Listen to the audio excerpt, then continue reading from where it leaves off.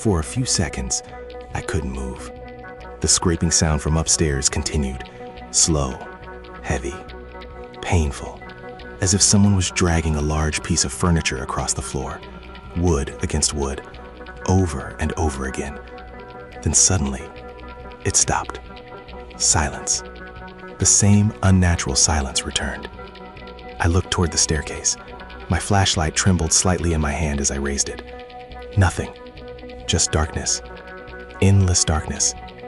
I've never considered myself a coward, at least not back then. So despite every instinct telling me otherwise, I decided to go upstairs. The first step creaked beneath my boot. The sound echoed through the house. The second step. The third. The fourth. With every step, the air seemed colder. Much colder.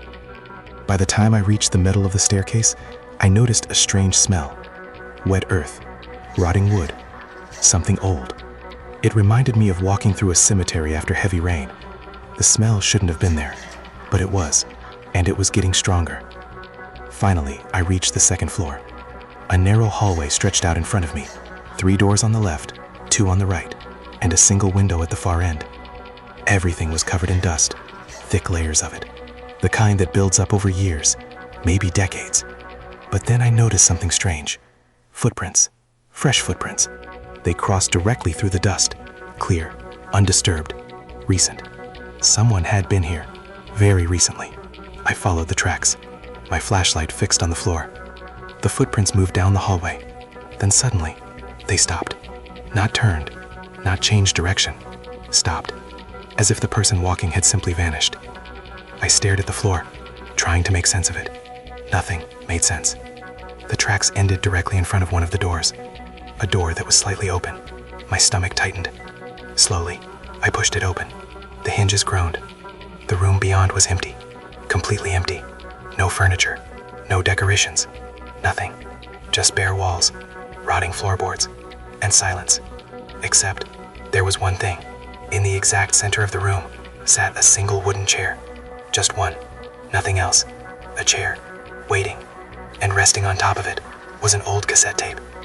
Beside it sat a small tape recorder. For a moment, I honestly thought someone was messing with me. It felt staged, deliberate, like a setup. But who would carry an old cassette recorder into the middle of nowhere? And why? I walked closer. The recorder looked ancient, yet strangely clean, as if someone had used it recently. I picked it up. My hands felt colder than before. The machine still had batteries. That alone made no sense. I pressed play. Static filled the room, a harsh burst of white noise. Then, a voice. A man's voice, breathing heavily, shaking, terrified. He spoke softly, almost whispering. If anyone finds this, a pause. Do not go into the basement. I frowned. Basement. I hadn't seen a basement. The voice continued.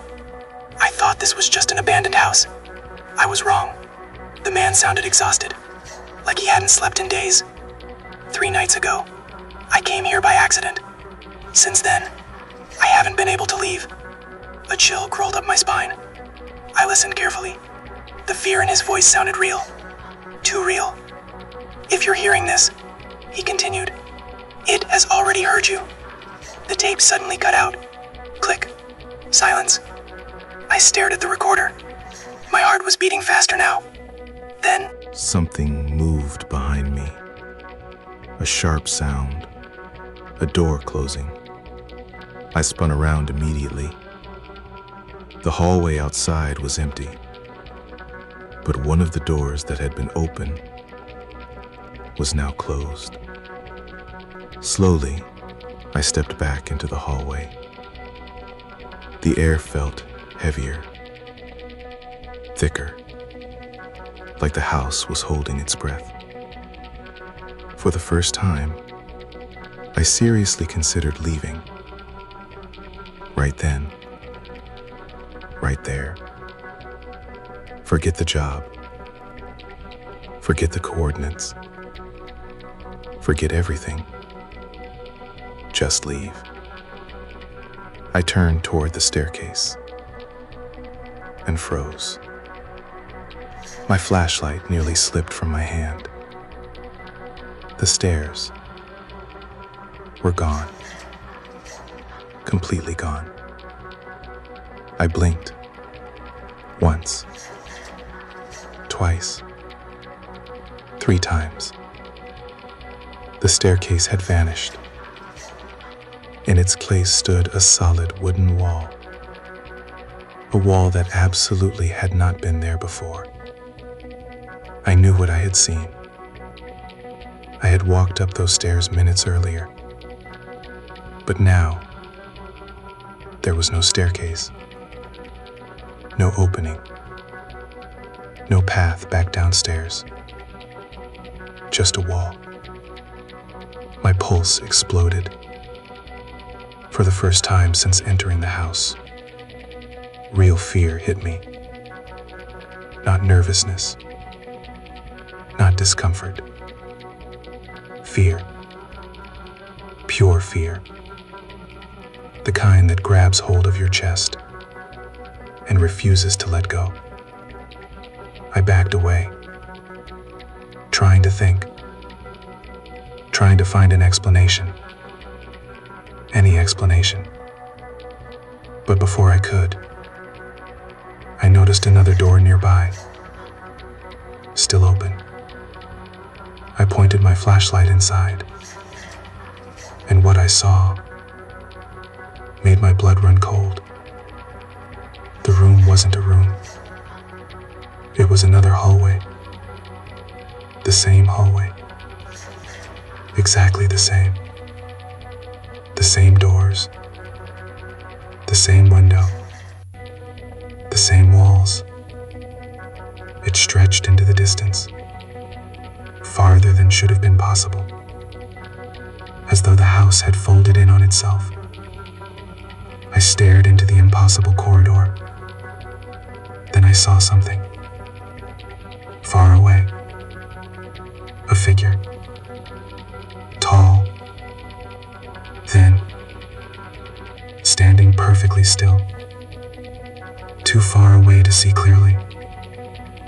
Yet somehow, I knew it was looking directly at me. Watching. Waiting.